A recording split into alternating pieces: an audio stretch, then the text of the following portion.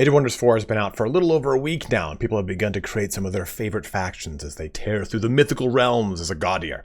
But there's one mechanic that I feel eludes many people, well, I guess two, suppose, and that is both outposts and the diplomacy system attached to said outposts.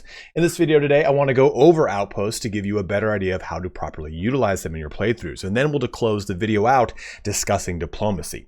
I'll assume you know nothing about diplomacy, and we will be fully explaining it, while also showing how it leverages into other mechanics in a way you might not have been fully taking advantage of. Don't forget to check out my guide playlist in the upper right hand corner for faction builds and other helpful videos, but you can also quickly navigate to any part of the video that interests you the most by using the chapters in both the timeline and the description. If you've not yet picked up the game, you can use my link to my Nexus Store. Nexus is going to give you a Steam key directly from the developer. It is a great way to support the channel, as well as my mini Aussie's vicious treat habit. Lastly, don't forget to follow me on Twitch, where I'll be streaming this game as well as a number of other ones like Diablo 4 in the future. But let's get started here on explaining explaining diplomacy and outposts in Age of Wonders 4. So we've loaded into my Vlad Dracula playthrough here to talk quickly about outposts and also claims, which play into all of this. It's like probably the most connecting feature of the game, that is the most under discussed feature of the game as well. So claims are any province that is directly outside of your or your enemy's domain. And then claims extend to distant claims for 3 provinces away from your realm. Now, I'm on a specific map that has desolate deserts here, these like uninhabitable deserts, so that does kind of skew things, but still you'll get a good idea. If I click this little location right here, I've also gone into the menu and turned on the actual province outline. You can see that I have got claims on province, Vlad Dracula, with a distant claim from Acre on the Endless, because this is 2 provinces away from his territory right there. And if I want to look at another piece of land over here, here's an outpost, which gives me a little kind of isolated pocket of domain, which then creates claims on every piece of province right outside of it. I can't inhabit there, but here, claim is on province, Vlad Dracula, and Vlad Dracula. Now, if I go over to this one, that is 2 away from my home domain. Now I still have a claim on this, and I'm going to have a claim on this, but it's a distant claim now. And this is where things are going to get spicy. So if I hover over this, it tells me if rulers build on claimed provinces, the ruler will meet and have a grievance against them. Building on a sector claimed by a free city will incur a relations penalty. So the way that this works here is, if I were to make a outpost, or I were to claim a province by my actual city on anything that has a direct claim, not a distant claim, then I'm going to get a grievance if it's a ruler or opposing empire. If it's a free city, I'm going to get a relation penalty. So you need to keep these things in mind, because you might be playing going, why do these guys hate me? I don't get it. I'm not doing anything. So this is probably where you're getting it. Now, the distant claim comes into factor here, because distant claim only works if you build an outpost and claim an ancient wonder. So you can see distant claims yield less severe penalties and are only violated by building an outpost or exploring an ancient wonder. So let me show you an example here. The Haunted Halls. I have a distant claim on this, but so does Acre on the Endless. And since we both have a distant claim, he's going to get pissed off if I were to make an outpost right here, or if I were to explore these haunted halls. So if I took another character and did that, he would not like that one bit. So that is why outposts are so important for your claims, because they generate these grievances. And grievances we're going to talk about in a little bit when it comes to the actual diplomacy screen, but we'll touch on that. But that's an important part of outpost creation, because you can see that this guy Acreon, he's created a city over here, he's created an outpost over here, but his homeland's up here. I haven't even found where his main crown city is, or throne capital, or crown king, whatever the hell the capital is. So that's the important thing, is using these outposts puts up a superficial net of territory that boxes in your enemy or expands your territory away from a location that is further from your domain. Let's assume that the map went on further over here. This is my domain. Me placing an outpost superficially gives me 3 provinces of claim around this outpost to act as a net that allows me to push further for maybe a specific expansion point I have in mind. Like, okay, over here, I see that I've got this magic material, or this magic material, or this ancient wonder, or this ancient wonder. I don't know if you guys knew that. Those little diamonds, that's always a magic material. And the different shape and size of this ancient wonder denotes the type of ancient wonder. Like this is a bronze, and I think that's a gold one. We're gonna find out right now. That's a silver one. There you go, silver. So the different size of that little thing denotes what kind of ancient wonder it is. So if you didn't know that, now you do. But this gives you a way to kind of create a future expansion for either your city or to turn that outpost into a city. So let's now talk about outposts. Well, I mean exclusively outposts and how to upgrade them. So we've built an outpost, right? And remember, the only people who can build outposts are your hero. Build outpost, 50 gold, 2 turns. There is an exception here. The barbarian scout can make an outpost for, I believe, both double the cost and double the turns. Might just be double the cost, but either way, a barbarian scout can make outposts, and you should really take advantage of that because barbarians have innate bonuses towards food and draft, allowing you to expand your population. So you can go very wide with barbarians, is what I'm saying. So an outpost here, what does it say? It can be built into can be built by a hero, be upgraded into a city, various upgrades, blah blah blah blah. But gathers gold, mana, and knowledge income from resource nodes and magic materials. It then sends that to the closest city. It doesn't say that on here, but it does. And each outpost has a 10 gold upkeep for the owner. Then if I look over here, I can see that this is going to give me 11 mana, used for casting, blah, blah, blah, blah, blah, blah. And it just shows me everything that I needed to know here. But there's some other things that we can do. So with the outpost, we can upgrade it to a city. Now this is going to cost me 200 Imperium, and we're going to get back to that in just a second. But I can upgrade it to have a palisade walls, further giving it actual fortification health, 20. Then I can upgrade those walls into stone walls. Both of those features will transcend to a city should I decide to upgrade it and found it into a city. Then lastly, we have the ability to make a watchtower here. This is going to make it so that I get some additional vision range and sensing range, which allows me to detect if something is camouflage. Now, probably the primary use of what you're going to be doing with your outposts is a work camp. You press this button, and then it will be able to annex any one province around it, which is very nice. So if it's a city though, if the city is founded, it will start with 1 additional population and the annexed province already attached. So you get an additional bit of population out of this. So you can really build these outposts to be stronger cities before you even make them into a city. And we're going to talk again about that in just a second here. So if I were to press this button, work camp, 3 turns from now, I would be able to claim any of these 3 provinces. And this is crucial because I've placed this outpost here to get this Arcanium ore. This is massive. This is going to allow me to get an additional magical material. And as we know, magical materials have the 3 sets, and this is going to be crucial for whatever kind of victory I have in mind or getting more knowledge, whatever it is. It's really good. But the primary use of that work camp is also snatching up any of these bad boys.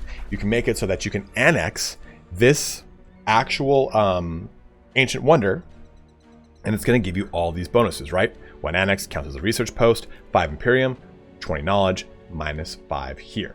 So you really want to make sure that you're able to annex these wonders because it creates more claims onto the locations around them, so you can keep solidifying those claims and locations, but you also have that ability to annex this, start pulling units from it, all sorts of fun goodies. So the last thing though is founding a city. So when you press this button, I'm going to found it with a city of vampire kin because that's the primary race. If I have integrated other races into my faction, I can found it as that race. And here's the biggest thing about this, and probably the thing you're not doing. If you found a city, well, not immediately, but once you find a city, release it as a vassal. Because if you release it as a vassal, it's going to already become part of your empire, more or less. It removes that city from your city cap, so you don't deal with the 25% penalty per city above city cap, and it's an autonomous vassal. That guy's going to join you in any wars. You're getting 50% of their income. You're getting all the magic materials that they find, and they're just going to go ahead and expand and do whatever they want on their own whim. You don't have to actually micromanage that city. Now you can, of course, just click on a city and go ahead and automate it here. But you're much better off just simply kind of letting it be a working vassal for you if you're at your city cap. So releasing a city as a vassal, as you can see right here, I press this button and they become my vassal, and I push them all the way up to the top tier of vassal. It's going to give me a lot of income. Depending on your society traits, I think it's Grand Uniters. They get 20% extra here, so it's 70% of their income every turn. That's massive. You don't get the full boon of it, right? But you still, it's a great way to navigate your city cap, which as you push into the mid or late portions of a game, you really start to get up to very hard. And even though you can go into empire development and keep increasing your city cap, this gets more and more expensive, especially up to like 800 Imperium, which might be a little too unapproachable. So that's the biggest thing about Outposts. And the thing you're probably not touching on with them is found this into a city, then release this as a city of vassals who are going to be your race, unless you've integrated another one, and they're going to just give you so many benefits automatically with as much micromanaging on your part. But let's now pivot into diplomacy and talk all about all these mechanics together. So here we are on the diplomacy screen, and the game doesn't really outline this very much. You've got a lot of things here, and I've gone through this in my beginner's guide, but I'm isolating it into its own video because I think it's such an important mechanic that is really not talked about. You get your relations thing here, and this is going to give you all active modifiers and passive modifiers, right? Passive modifiers are anything like your, oh, cool, we can hover over it. I didn't think thought it would disappear. Our stuff like Rainbow Clover, which is one of our magic materials. A province was liberated. Okay, you get plus 100. Threat level at ease, plus 50. Sense an insult though, minus 50. Alignment, minus 100, because I'm starting to get super evil. So really look at this to get an idea of what's going on. You might not realize it, but like, oh man, this guy actually has a massive relations penalty to me because I am so deep in one direction of affinity, and it's the antithesis to that one. So if I was playing Shadow here, which I am, and this one was nature. If he was nature, then he'd hate me, especially depending upon how deep into Shadow I am. Shadow affinity is opposed by nature affinity. Empires or free cities with opposing affinities will suffer relation penalties. So if I look at, I think that there's this guy right here is nature. Penway, come to me. Oh, it's not Penway. There's it's Soul. So you can see here, if I hover over this, this is showing me alignment is minus 100, but clashing affinities, nature and shadow, minus 150. So keep those things in mind. You might not always be encountering it, but it's important to know, like, man, why does this guy hate me so much? Well, I am evil, that's a given, but I already have a minus 150 because of clashing affinities. Nice to know that. Also, you have your war justification or your grievances bar. So this is going to be pretty much a documentation of every little thing that you guys have done against one another. Things that I've done to him or he has done to me, such as, you know, my evil character actions. Well, he doesn't quite like that. Or Akron the Endless has insulted my empire, so I don't like that. So there's all these things that have added to these bars in the top left here, on the top right. This one right here, and this one right here, our grievances, right? So major grievance 60, Vlad ignored claims and ignored claims. Versus mine, this is mine minus 56 because of all these other little modifiers that have gone on. So if you don't understand why he hates you, why he's going to war, whatever the deal is, it's because you're not hovering over these bars to get that kind of granular information. And on top of it, you get a lot of information in this screen in the lower right hand corner. You get, of course, their race, their throne city, stuff like that. But their personality is pretty important because their personality is what's going to show you what they're going to like and dislike about your individual actions. So he likes that I have summoned units or empires that have defeated other empires, but he dislikes empires that trade grievances, empires that are with stronger research. So it also gives you a clue into what his strategies are. He's driven by war, he never surrenders, he exterminates populations, and he's an expansionist, which I've seen, right? We see where his cities and outposts are, how far away it is from his actual throne city. So those things are really good context tips to give you an idea of what this character, how this character is going to approach you. Take, for example, over here, Mashara. She is an authoritarian diplomat. So she wants to push into alliances and she wants to get a lot of things that she never breaks treaties. She explores, she expands, but she's not looking to get into war. Whereas this guy is. He is a strategist warlord. He wants to fight and throw fisticuffs. Also gives you an idea of what they're interested in. So he wants Arcanium, he wants haste berries, and he wants Fireforged stones and also some gold. So also the threat level is cool too, right? Because remember we talked about the threat level. Now the threat level leads into his empire relation, as we saw up here. Threat level at ease, plus 50 to relations. So know those things. Also, the different treaties are right here as well. It does not show you Wizard's Bond, which would be between Peace and Defensive Pact, but there is a Wizard's Bond one that is not present. So those are just the kind of high-level information of the individual portions of this screen. Also, there's this one here that gives you what their ranking is. This is a great way to get an idea of how their military stacks against yours. Okay, mine's 6 out of 7. His is 5 out of 7. So I know that he's suffering some other things, but he's got a pretty good military. And that military ranking is not based off of the amount of units you have. It's basically this number added up a bunch of times. So all of your individual armies, it adds up that value and then says, okay, this person's higher than this person. It doesn't take into account any buffs or anything like that. So maybe if you're playing a horde build where you rely on tier 1 units and buff them in combat, it won't increase this number. As soon as you get into combat, you just get some super jacked soldiers. So don't look at this and go, oh man, that guy is military ranking 1, I'm military ranking 5 because I'm doing a horde build. It's not always that case, but it's a good idea to get an idea of where he stands the rest of the factions. Also, his alignment. You can see that right there if you need to. Now, we have some other buttons here. Negotiate. It's going to break down all the different assets that we can trade back and forth. Also, the different treaties. Open Borders, Teleporter Pact, and Province Claiming Pact. So, those claims we talked about, right? Well, we can eradicate the whole issue of dealing with them if we have a Province Claiming Pact with each other. And this allows us to just capture each other's provinces, no issues, no problems, no drama. And we also have a Wizard's Bond, which is the very first pact. So this will lead into a defensive pact, which they will react to anytime you are called to, or anytime they are, there's a war. They'll call you to war. A Wizard's Bond here, they're to improve empire relations and access new treaties and diplomatic states. It's basically like, okay, we're entering into a pre-diplomacy state. They can also call each other to war, which is different than a defensive pact because it's an obligation to call to war. And if they decide to not take it, then they break that defensive pact. So I think I already have one here with someone. Not on this save, but yeah. This person right now, we've got a Wizard's Bond, which can then go into, of course, again, like I said, a defensive pact, which the last state is alliance, which this is going to be pretty much auto-attacking and defending your enemies. And the biggest thing, too, to know with these individual pacts is that they introduce other sets of treaties.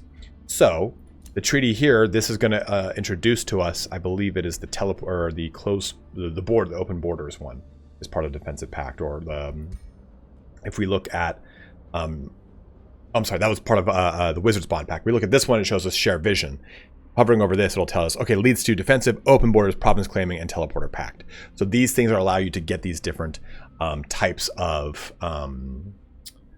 packs off the ground. So each one of them is important. So make sure you're taking advantage of those packs as best you can. And you also have the trading mechanics here. That is not unlike the trading mechanics of your individual free cities that you've all probably been taking advantage of. You can click items here and say, you know what, man, you got the belt of the berserker, I want that. Click it, and she's going to say, give me 204 gold. The trade value is 240. So because we have positive relations, I'm getting a discount here. You can see they'll give you 204, trade value is 204. They'll give it to you 204, the trade value is 240. This little up arrow is telling me that I'm getting a good deal on it. If they did not like me, let's take a look. The world went, oh, we can't even trade with this guy. He really doesn't like me. Here, this might work. Yep, still can't do it. You have to be above negative 200. But the more, indifferent should work. Let's just click the green lance. Still, so the trade value is 306, and we're getting not really a great deal here. Only 6 gold cheaper. So your relation does also generate different values for these trades. Like if I want to trade it for a magical material here, Fireforged Stone, I can request more mana or more gold depending on our relations, or even just offer it as a gift, which is a great way to boost our relation. On that note, let's talk about pronouncements, because this is a really big way that you're going to manipulate your empire relations with someone. So you have a declaration of both friendship and rivalry. Rivalry is going to decrease your empire relation, whereas friendship is going to increase your empire relation. Now, this isn't infinite. A modifier that slowly increases towards positive 300 relations versus this is negative 300. And both of them will have the same style of bonus. So friendship is it says, any grievance gained against the ruler will be reduced by 40%. When two rulers declare friendship with each other, each active diplomatic treaty they have increases the maximum relation bonus by 25 up to 400 in total. But there is an upkeep to this. You do pay 10 gold per turn, which increases by 10 gold for each additional declaration. So if I have a friendship declaration here, and then with two other ones, that goes from 10 gold to 20 gold to 30 gold. So keep those things in mind. Now, declaration of rivalry basically makes it so grievances are way more effective.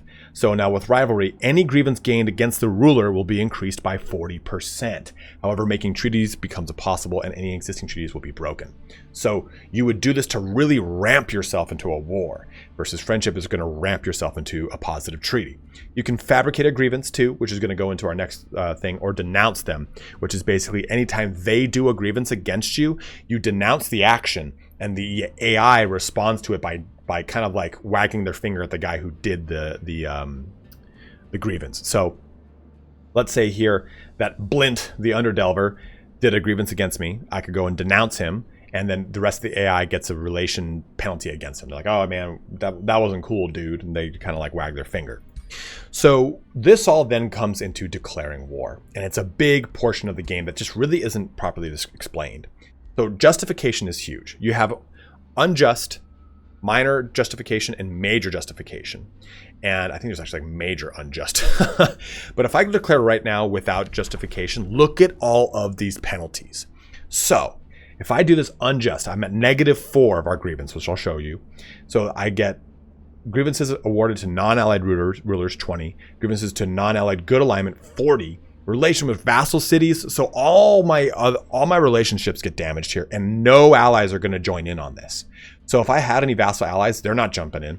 They're pissed. They're like, oh man, I don't trust this guy at all. So how do I make this become a just war? Well, we have to go to our settle grievances menu. And this is where I see all the grievances that this character has done to me on my left side, and all the grievances that I have done to him on the right side. For some reason, the nomenclature and the settings of these two just confuses the crap out of me. But just remember, this is the stuff that you've done. This is the stuff that they have done. So even though it says your grievances. So let's take a look at any of these. Like I ignored the claims on the province, or this one right here.